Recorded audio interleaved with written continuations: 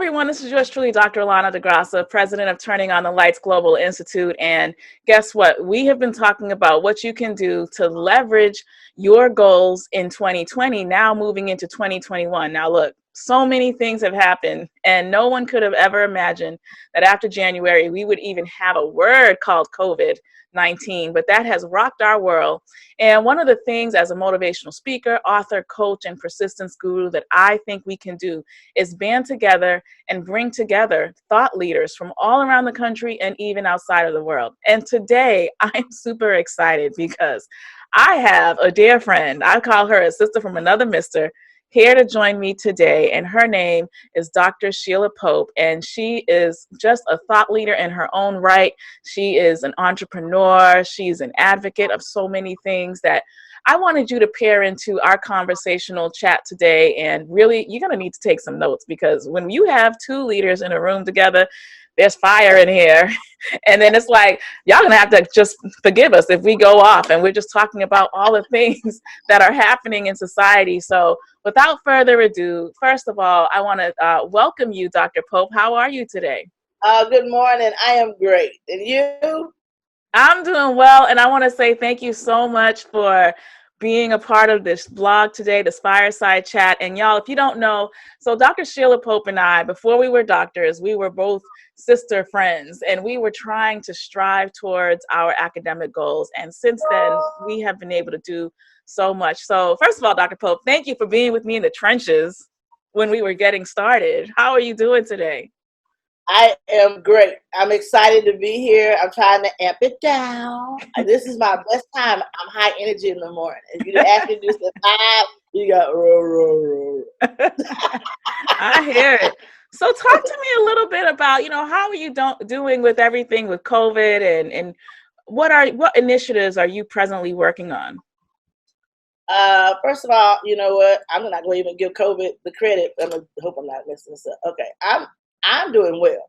Now, when I say well, I'm not talking about I haven't missed money, but I'm still doing well. So you can still be well even when something's changed. And first of all, I have to say I'm just honored. I'm considered a thought leader. I'm like, what? Go ahead, I'm a thought leader now. I remember I was working and talking with one of our state representatives here in Texas, State Representative Sean Theory, and I was interviewing her on my show, Conversation with Dr. Pope, and she said, Dr. Pope, you've always been a community leader. And I had to stop for a moment and, take that in. I had never seen myself as a community leader. And so today, when you say about COVID, I think one of the things when you look in leadership, you look at an obstacle and you say, okay, what has it done for me? Yes, I have missed money, but it has also made me more creative. It's made me go for things that I said I wanted to do. So online school, I've been doing my thing. It's been pushing me, because when you can't make money the way you thought you were going to make money, you have to pick it up. And so I've been more open. So COVID has made me actually more open. Some of the projects I'm working on, I'm publishing books now. So I'm a publishing house, and I'm working on publishing a new author. And I'm putting forth my school. I have it on one level where it's 501c. Now I'm going to go one more step before December. And I have more about that a little later. But now I'm realizing I need to take it to the next level, because I think a lot of funding is going to go into online education. And I want to be right there when the pot opens. All right. Well, you should have everything in a row. So when they come, you're ready. You don't wait and get ready when they show up. No, you need to be ready. Everything in place, because I see it. I don't know about you, but we've been in online for a long time. Yes, we have. And now the world is just now catching up.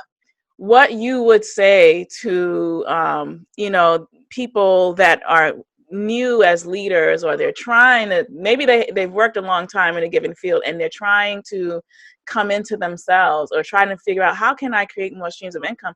They might look to you and say, Dr. Pope, how did you do it? So what do you tell yourself when you're doing what you're trying to do right now? Well, to me, I want to go back to what's central to me, my faith. I don't really think I would be at this field, at this level, if I did not have faith. Because everything I've done has been, pray, take a step. Pray, take 2 more steps. This is the thing. When I'm sowing into you, you may not be the crop now. I may not get my money back from you, but I am believing that somebody's going to say, Dr. Pope, you added value to me. And therefore, when I add value, then you bring me with my words. So I don't have a problem now sitting at the table saying, excuse me, Dr. Pope, how much did you say it's going to cost you? Oh, I didn't study when I brought that $1,500 or whatever it is now. I had to learn, especially doing contracts. I had to learn to switch my hat off from that community worker mentality to this is a business. Wait, you're saying so much. I'm not even kidding. Guys, this is going to be, I already know this is going to be off the charts, because this conversation does not happen often in our circles. It just doesn't. We skirt around it. I'm going to do this kind of business in my basement. I'm going to keep painting in the basement. I'm like, look, you can be talented all day, but if you hide your gifts in the basement, nobody's coming to your house. No, I mean, God may send one, and you're so scared you won't open the door for him because you don't know what to look. So we can have faith and we can have hope, but hope. My husband had this quote. He said, "Hope don't pay the bills." No, and I'm telling you, I sit around tables with a lot of, I will say, power hitters, and guess what? They come in thinking, "Oh, you're a woman, you're a female," and I'm uncomfortable when it talks money. But when I did my first contract with Harris County, they asked me, how much are you going to do this contract for?